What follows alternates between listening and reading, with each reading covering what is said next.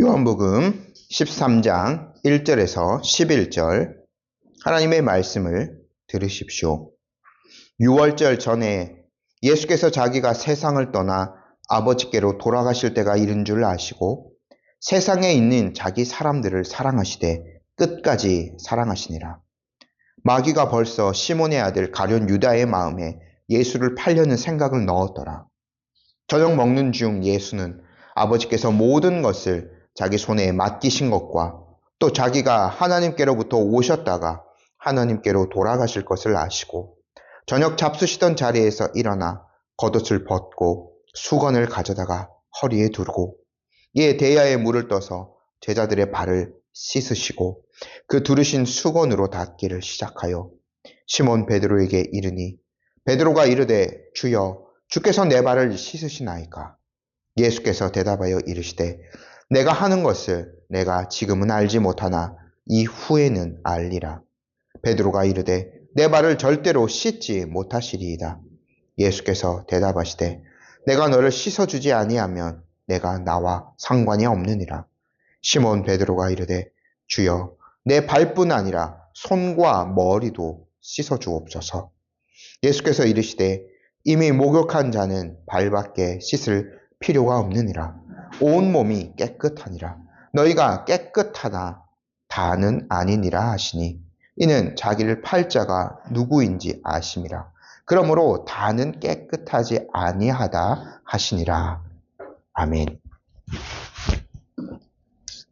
저희가 지난주에 요한복음 12장의 마지막 부분을 함께 살펴보았습니다. 예수님께서 영광을 얻으시기 전에 마지막으로 대중적인 가르침을 주신 내용을 살펴본 것이었죠. 예수님은 사람들 앞에 다시 나타나셔서 힘주어서 강조하셨습니다. 자신이 세상을 비추는 빛이다라고 선포하셨죠. 곧 자신을 믿는 것은 자신을 보내신 아버지를 믿는 것이다. 자신을 보는 것은 아버지를 보는 것이다 라고 선언하셨습니다. 그래서 어둠 속에 거하지 않기 위해서는 빛이신 예수님을 믿어야죠. 예수님 이렇게 간절히 사람들을 마지막으로 초청하셨습니다. 그러나 동시에 예수님께서 엄한 경고의 말씀도 주셨습니다. 그 빛을 거부하는 자들에게는 마지막 날에 예수께서 하신 바로 그 말씀이 심판이 되어 그들을 판결할 것이라는 엄중한 경고도 주셨죠. 예수님은 스스로 이 땅에 오신 것이 아니라 아버지의 명령을 따라 이 땅에 내려오셨고 아버지의 명령 자체가 영생이었기에 그분의 말씀을 듣고 믿는 것이 곧 영생을 얻는 길임을 다시 한번 확인시켜 주셨습니다. 이제부터 저희들이 이제 요한복음 13장 어떻게 보면 이제 요한복음의 제2막이라고도 할 수 있는 부분을 살펴봅니다. 13장부터 17장까지는 예수님의 마지막 담화, 고별 담화라고 알려진 그 부분들이 등장합니다. 그래서 저희들 성경이 예수님의 그 말씀은 빨간색으로 되어 있는 그런 성경책을 가지신 분들도 계실 건데 거의 이 부분을 살펴보면 온통 다 이제 빨간색이죠. 예수님께서 이제 무엇을 하시냐면 대중적인 어떤 사역은 어느 정도 이제 마무리 하신 다음에 이제 영광 얻으시기 전까지 오롯이 자기 사람들, 즉 사랑하시는 제자들에게 집중하십니다. 그래서 13장부터 17장까지 펼쳐지는 이 말씀들은 마치 다락방의 내밀한 공간에서 이루어지는 스승과 제자 사이에 가장 깊고 친밀한 대화이자 가르침이십니다. 십자가를 지는 이 영광스럽고도 두려운 사건을 바로 눈앞에 두신 이 시점에서 예수님께서는 사랑하는 제자들이 동일하게 앞으로 겪게 될 시련과 환난 속에서도 믿음을 굳건히 가질 수 있도록 그들의 마음을 준비시켜주고 있는 것이죠. J.C. 라일이라는 그 설교자의 말처럼 우리는 지금 거룩한 땅에 이제 차츰차츰 들어가고 있는 것입니다. 근데 이제 예수님께서 제자들만을 향하여서, 근데 제자들을 통하여서 세워질 전체 교회에 주시는 말씀이기도 하지만 매우 중요하고 또 긴 가르침을 주시기 전에 무엇을 하시냐면 참으로 독특한 어떤 의식을 하나 행하십니다. 요한복음에서는 예수님의 그 만찬의 장면들이 잘 등장하진 않는데 그것과 함께 제자들의 발을 씻기시는 매우 독특한 어떤 의식을 하시게 되는데요. 오늘 이 본문을 통해서 그것이 어떤 의미를 지니는지를 함께 살펴보도록 하겠습니다. 먼저 저희 1절 말씀 함께 한번 읽어볼게요. 6월절 전에 예수께서 자기가 세상을 떠나 아버지께로 돌아가실 때가 이른 줄 아시고 세상에 있는 자기 사람들을 사랑하시되 끝까지 사랑하시니라. 이 요한복음에서는 때에 대한 이야기를 저희들이 몇 차례 살펴보았습니다. 직전에 12장에서도 예수님께서 헬라인들, 이방인들이 자기에게로 오는 것을 보실 때 인자가 영광을 얻을 때가 가까이 왔도다라고 말씀하셨죠.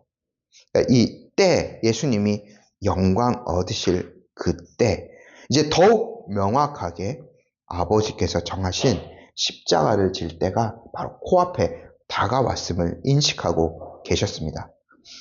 예수님의 측면에서는 그런데 제자들의 측면에서는 무엇인가? 우리가 베드로가 예수님 모든 것을 버려두고 주님을 따랐습니다 라고 고백하지 않았습니까? 베드로뿐만 아니라 모든 그 12명의 제자들이 자기의 모든 생업들, 어떻게 보면 모든 그 미래에 그 있는 그 일들 전부 다 이제 벗어두고 예수님께 모든 것을 걸고 3년 넘는 기간 동안 예수님을 따랐죠. 근데 이 예수님께서 떠나시게 되는 거예요. 그러니까 제자들이 끝까지 현실을 부정하고 싶은 거는 자기들이 모든 것을 걸었는데 그분이 자기들을 떠나신다는 거예요.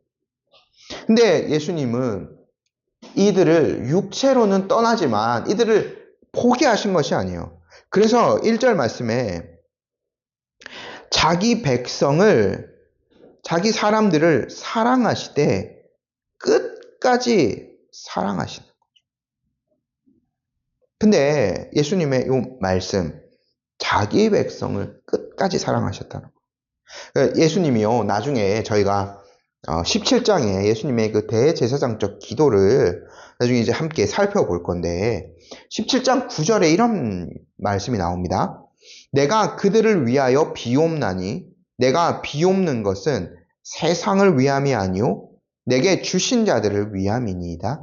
그들은 아버지의 것이로소이다 라고 예수님이 기도하시거든요. 내게 주신 자, 아버지께서 내게 주신 자, 바로 이 사람들을 예수님께서 끝까지 사랑해 주신 거죠. 그러니까 예수님의 사랑을 생각해보면 물론 예수님께서는 보편적인 어떤 모든 인류를 위해서 사역하셨다라고도 말할 수 있지만 예수님의 사랑은 더 엄밀하게 따져보면 만인을 위한 막연한 사랑이 아닙니다. 아버지께서 예수님에게 내어주신, 예수님의 표현을 빌리자면 바로 자기 양들을 향한 특별하고도 구속적인 사랑이죠. 그러므로 십자가는요, 온 인류를 향한 하나님의 구속의 사랑이 표현된 도구이기도 하지만 더 엄밀하게는 예수님의 백성들, 하나님께서 예수님에게 허락하신 자기 백성들을 향한 궁극적인 사랑이 드러난 곳이라고 할 수 있겠습니다. 이 극적인 순간에요, 예수님은 끝까지 자기 백성들을 사랑하고 품고 아버지의 뜻을 이 제자들에게 전하고 그들이 굳건히 설 수 있도록 하시는 이 순간에도 반대 측면에서 하나님의 뜻은 실행되고 있어요. 그러니까 부정적인 측면에서 바로 가룟 유다의 배신이 이제 겉으로 드러나기 시작한 거죠. 2절 말씀 저희 함께 읽어보겠습니다. 마귀가 벌써 시몬의 아들 가룟 유다의 마음에 예수를 팔려는 생각을 넣었더라. 가룟 유다도 예수님의 제자였어요. 이 시각까지 3년 동안 예수님과 동고동락한 자입니다. 하지만 뭐라고 되어 있나요? 2절에 그는 사탄에게 마음을 빼앗겼어요. 사탄이 분명히 그에게 역사였습니다. 어떤 유혹으로 다가왔죠. 앞에서 저희가 봤지만 잔치를 할 때 그가 어떤 마음을 가졌는지 드러났죠. 그는 돈을 사랑한다. 이러한 것들로 사탄의 유혹이 그에게 분명히 있었고 강하게 역사한 것이 있습니다. 하지만 가룟 유다가 배신한 모든 것을 다 사탄의 책임이라고 돌릴 수만은 없는 거죠. 저희가 12장에서 이러한 비슷한 내용들을 이미 살펴보았습니다. 사람들의 불신이 있다 하더라도 그 모든 것들, 그들의 그 불신으로 인한 멸망을 하나님의 탓으로 결코 돌릴 수 없다는 것을 말씀드렸죠. 가룟 유다의 배반, 이것도 마찬가지입니다. 가룟 유다 스스로 그 유혹에 사탄에게 마음을 빼앗긴 것이었죠. 그러므로 가룟 유다의 책임은 결코 사라지지 않습니다. 이제 이것을 통해서 예수님이 십자가에 달리시는 그 하나님의 역사가 또 다른 측면에서, 한 측면에서 이제 이루어지고 있는 거죠. 이런 상황 속에서도 예수님은 분명히 자기의 정체성을 확인하고 계셨습니다. 3절 말씀 함께 한번 읽어볼게요. 저녁 먹는 중 예수는 아버지께서 모든 것을 자기 손에 맡기신 것과 또 자기가 하나님께로부터 오셨다가 하나님께로 돌아가실 것을 아시고, 예수님이요 자신의 소명을 더욱 강하게 붙들고 계세요. 그래서 제자들과 함께 잡수고 계셨죠. 저희 예수님이 지금 큰 일을 앞두고 매우 일상적인 지금 행동을 하고 계신 것을 볼 수 있어요. 놀라운 평정심 가운데 다가올 일들을 준비하고 계신 거죠. 예수님은 하나님께로부터 오신 자예요. 요한복음이 그거로부터 시작하지 않습니다. 근데 이제 하나님께로 다시 돌아갈 때가 이르렀어요. 절대 주권자이신 예수님께서 이제 지금 함께 식사를 한 제자들을 위해서 매우 특별한 의식 하나를 이제 치르게 되십니다. 4절 5절에 예수님의 행동이 매우 상세하게 묘사되어 있죠. 저희 함께 한번 읽어보도록 하겠습니다. 4절 5절입니다. 저녁 잡수시던 자리에서 일어나 겉옷을 벗고 수건을 가져다가 허리에 두르시고 이에 대야에 물을 떠서 제자들의 발을 씻으시고 그 두르신 수건으로 닦기를 시작하여. 한번 보십시오. 예수님의 제자들의 발을 씻는 것을 총 7단계 정도로 저희가 나눠서 볼 수 있어요. 일단 함께 식사하셨죠. 두 번째는요, 식사 자리에서 일어나셨습니다. 세 번째는요, 겉옷을 벗으셨습니다. 네 번째, 허리에 수건을 두르셨죠. 다섯 번째, 대야에 물을 떴습니다. 그리고 여섯 번째, 제자들의 발을 씻으시고, 그리고 그 두른 수건으로 제자들의 발을 닦으셨죠. 총 7단계 이런 아주 의미 깊은 어떤 행동을 보이셨어요. 매우 의도적으로 이러한 것들을 제자들에게 하신 거죠. 이 당시의 문화 가운데도 남의 발을 씻어주는 것, 저희와 조금 다릅니다. 먼지가 너무나 많은 지역이고 샌들 같은 것들을 신고, 아니면은 그것도 없는 사람은 맨발로 돌아다니는 거죠. 온 발이 흙투성이가 됩니다. 남의 집에 들어갈 때 그 흙투성이 발로 들어가면 예의가 아닌 거죠. 그래서 그 발을 씻고 들어가야 해요. 근데 그 들어온 손님의 발을 씻겨주는 것, 그것은, 아니면 주인의 발을 씻겨주는 것, 그것은 당대의 가장 낮은 종이나 하는 행동입니다. 이것이 잘 이해가 안 되실 수도 있는데, 제가 실제로 저도 한번 경험해 본 적이 있는데, 대학생 시절에 이제 우즈베키스탄 그 학생 선교사로 갔을 때 현지인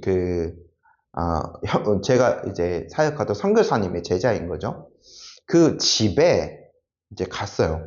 현지인 문화를 체험하고 그런 것도 필요하기 때문에 그 집에 갔는데 굉장히 이제 좀 옛날 집인 거죠. 그래서 저희 같은 뭐 이렇게 그 세면대, 뭐 수전 이런 것이 없고 정말 큰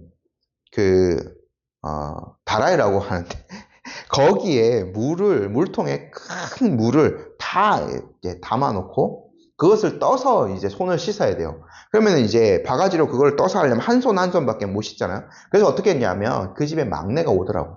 막내가 와가지고 바가지로 거기에서 이제 물을 떠가지고 이렇게 손을 대라고 해서 제가 그렇게 이제 손을 씻고 같이 이제 저녁 식사를 했거든요. 실제로 지금도 이러한 문화들이 남아 있는 거죠.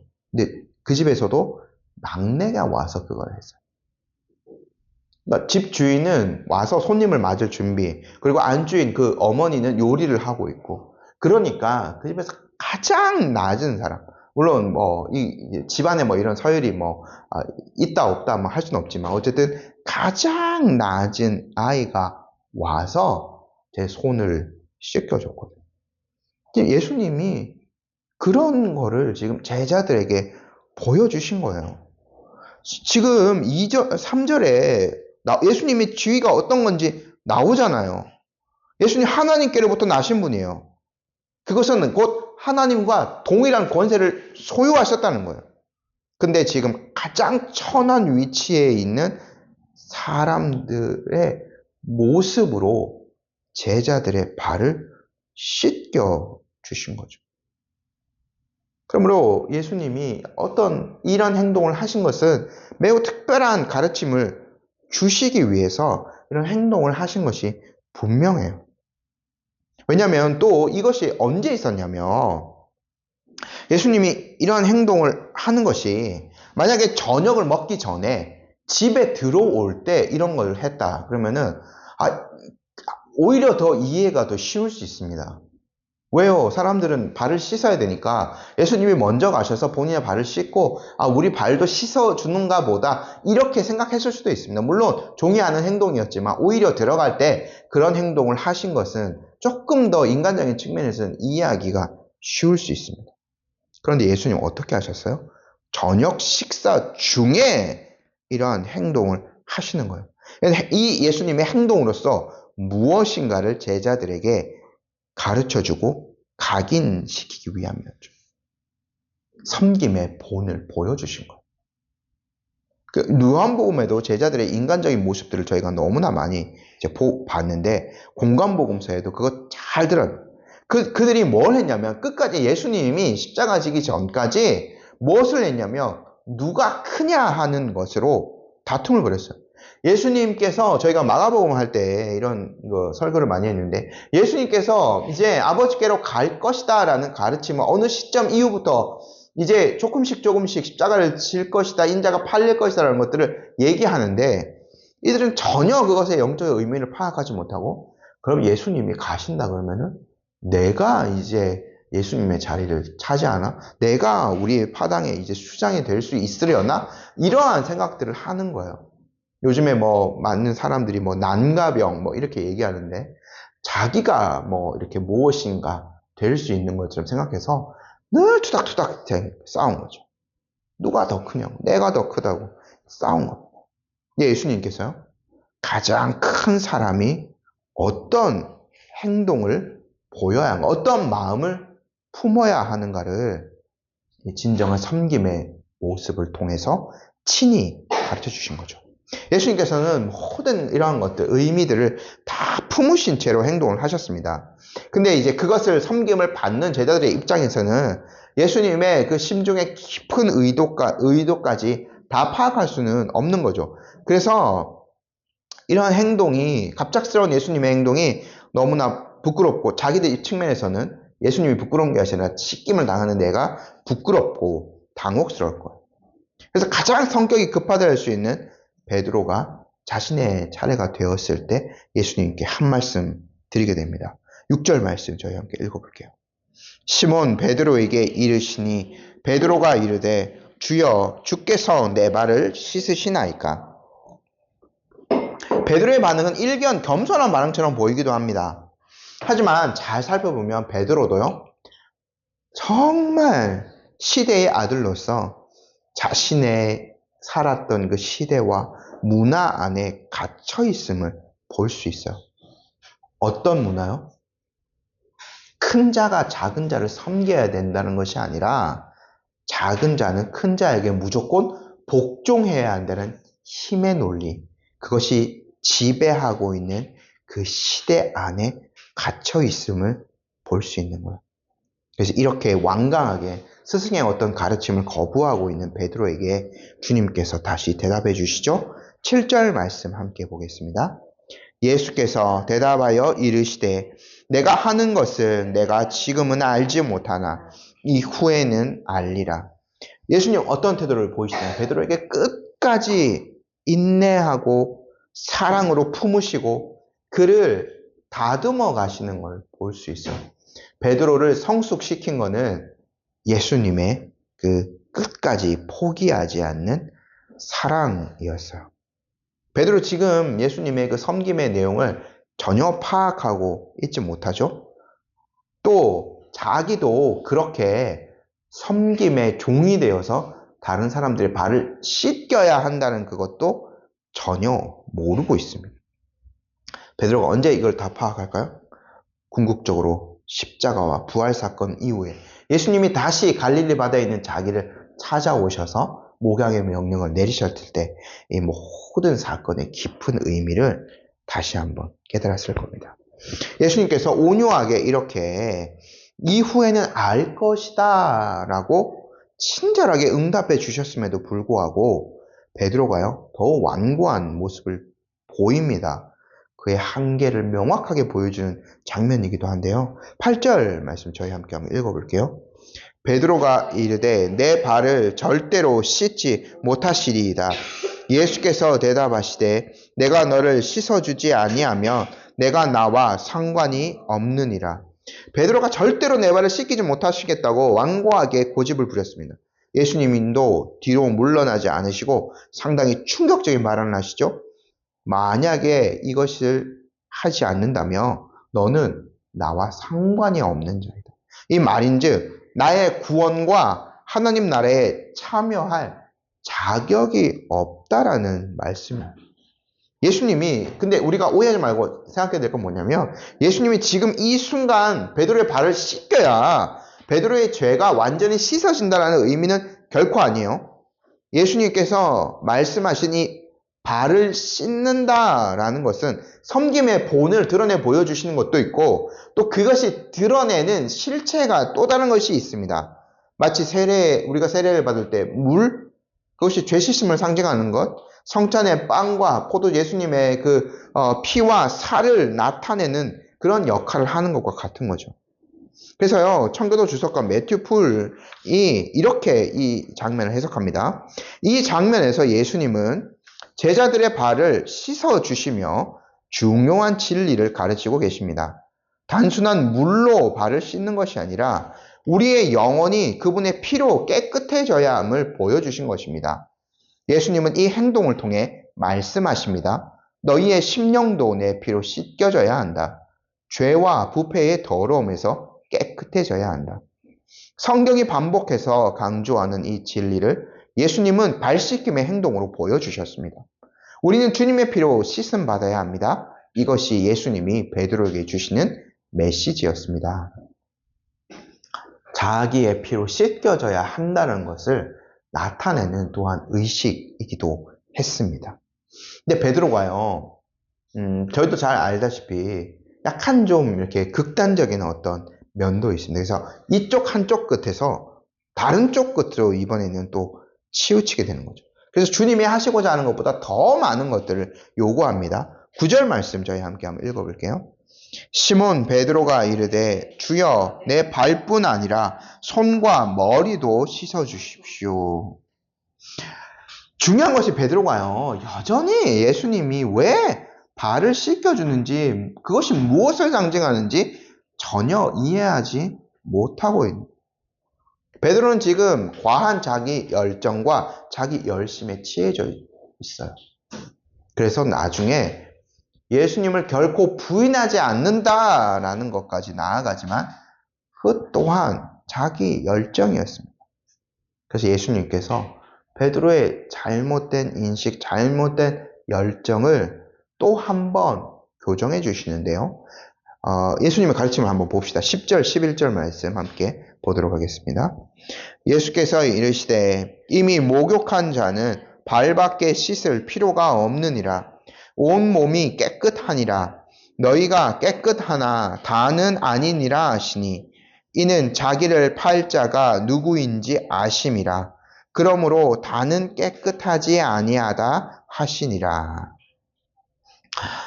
예수님의 가르침을 한번 생각해 봅시다. 목욕한 사람 얘기를 하시는데 저희도 생각해 보면 집에서 목욕을 깨끗이 한 사람, 그 사람은 활동을 하다가 발 정도가 더러워질 수 있어요. 그렇다고 해서 다시 온몸을 깨끗하게 하는 그 목욕을 할 필요는 없지 않습니까? 인간적인 어떤 행위의 관점에서도 그래요. 예수님의 궁극적인 내용은 이런 거죠. 마찬가지로 그리스도의 피로 그 죄가 온전히 씻겨지고 사함받은 사람들은 다시 의롭다 함을 받거나 또다시 중생해야 될 필요가 없다는 것이죠. 이는 하나님께서 행하신 완벽한 행위, 그러니까 예수 그리스도의 그 은혜로 그 보혈을 믿는 믿음으로 의롭다고 하나님이 칭하여 주셨는데 잠깐 또 죄를 짓고 유혹에 넘어갔다고 해서 하나님이 너 그거 취소하고 너 또 다시 또 그 칭의를 받아야 돼, 이렇게 하시는 것은 하나님이 자기가 하신 행위를, 이전에 했던 행위를 부인하게 되는 것이 되지 않습니까? 그러니까 이러한 일은 결코 있을 수 없다는. 그래서요, 그 한 번 씻김 받은 사람, 그리스도의 피로 한 번 거듭난 사람들은 세상에 사는 동안에 시험에 걸릴 수 있죠. 그런 죄들, 반복되는 나쁜 습관들, 그때마다 회개하고 하나님의 은혜를 구하고 더 거룩한 삶으로 나아가도록 더욱 그리스도를 붙들고 살아가면 되는 거죠. 이것이 날마다 우리가 발을 씻는 행위와 같은 것이죠.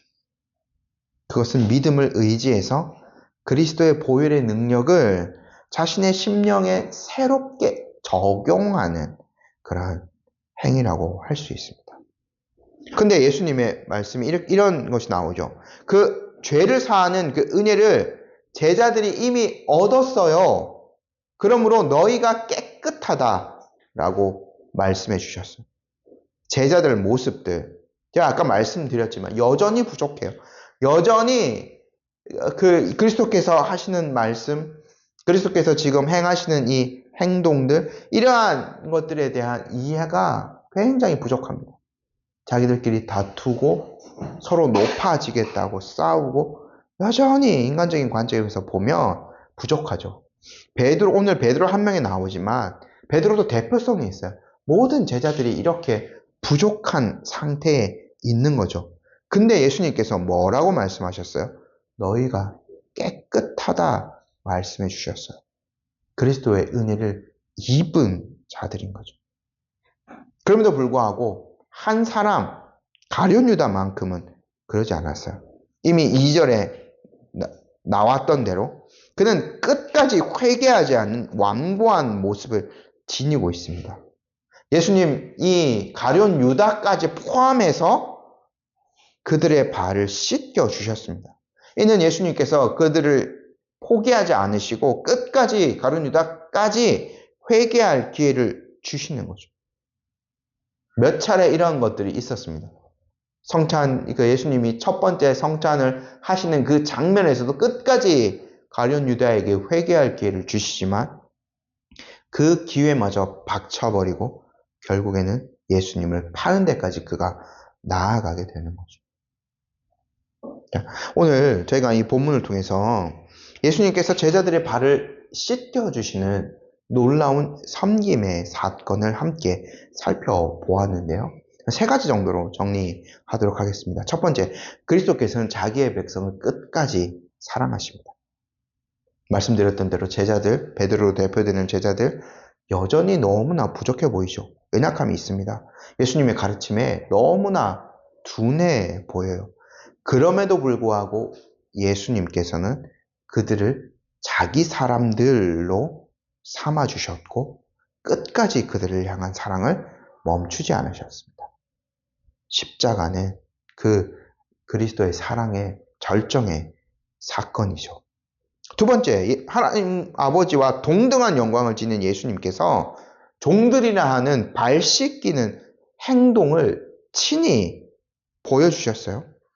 이는 예수님께서 얼마나 자기의 백성을 사랑하시는지를 보여주시는 행동입니다. 이 땅에 낮고 낮은 몸으로 육체를 입고 오셨습니다. 거기에서 더 낮아지셔서 제자들의 발까지 씻겨주셨어요. 이러한 섬김의 본을 보여주신 거죠.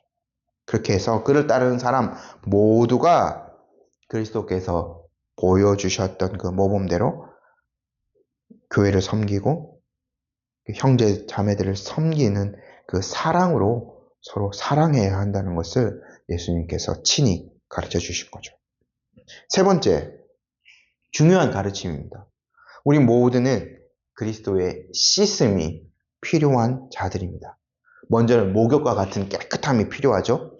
그리스도의 피로 말미암아 우리의 심령이, 우리의 모든 영혼과 육체가 깨끗하게 되는 것이 필요해요. 칭의의 은혜라고도 할 수 있죠. 오직 그리스도의 은혜로 말미암아, 그리스도의 그 구속의 은혜로 말미암아 우리는 온전히 하나님께서 받으실 만한 깨끗한 자가 될 수 있습니다. 여기에서 더 나아가서 발을 씻는 것처럼 여전히 우리의 죄를 회개하고 또 더 거룩한 삶으로 나아가야 될 책임이 우리에게 주어져 있다는 것들을 저희들이 깨달을 수 있는 거죠. 성도 여러분, 이 세족식 사건은 십자가를 앞두고 예수님께서 우리에게 남겨주신 행동으로 말로 가르쳐 주신 아주 강력한 메시지라고도 할 수 있습니다. 우리는 모두 예수 그리스도의 끝없는 사랑, 또 그분의 피로 말미암는 정결케 하심에 전적으로 의존하는 자들입니다. 이러한 자기의 백성들을 예수님 끝까지 사랑하셨죠. 하지만 예수님이 아주 엄중한 경고의 말씀도 주셨다는 것들을 잊지 말아야 됩니다. 그 목욕하는 것, 그 씻김의 은혜를 입지 않은 자는 나와 상관없는 자이다 라고 말씀하신 것을 또한 기억해야 됩니다. 그래서 우리는 그 예수님의 씻어주심의 은혜, 보혈로 우리를 씻겨주시는 그 은혜를 구해야 합니다. 우리가 인위적으로 하나님의 그 은혜, 구원의 은혜를 얻어낼 방법은 없지만 사모하고 하나님의 그 은혜를 구하는 자들이 되어야 됩니다. 주님의 약속을 믿고 기다리고 매달리는 자들이 돼요.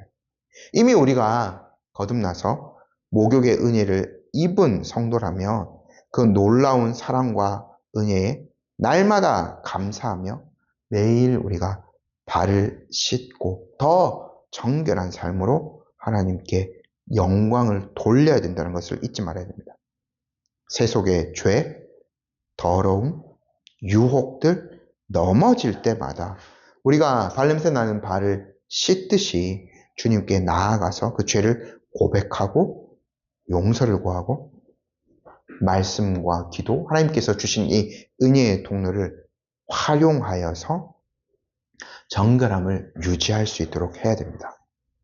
그리고 예수님께서 이렇게 겸손의 본을 보여주신 것처럼 공동체 안에서 그 사랑과 겸손을 우리들이 서로 드러내야 됩니다. 세상의 방식처럼 높아지려고 하기보다는 더 낮아져서 형제의 필요를 채워주고 단순히 기도해 줄게라는 말이 아니라 실제적인 필요로 채워주고 서로의 발을 서로가 씻어주는 이 사랑의 실천이 우리에게는 반드시 필요합니다. 이것이 세상 속에서 우리가 주님의 제자임을 드러내는 방식이에요. 그리고 주님께서 약속하신 복, 그리고 주님이 주시는 그 기쁨들을 더욱 누릴 수 있는 통로가 되기도 합니다. 끝까지 우리를 사랑하신 그 겸손한 왕을 따라서 우리도 서로 사랑하며 섬기는 복된 공동체를 이루어 갈 수 있기를 간절히 소망해 봅니다. 아멘.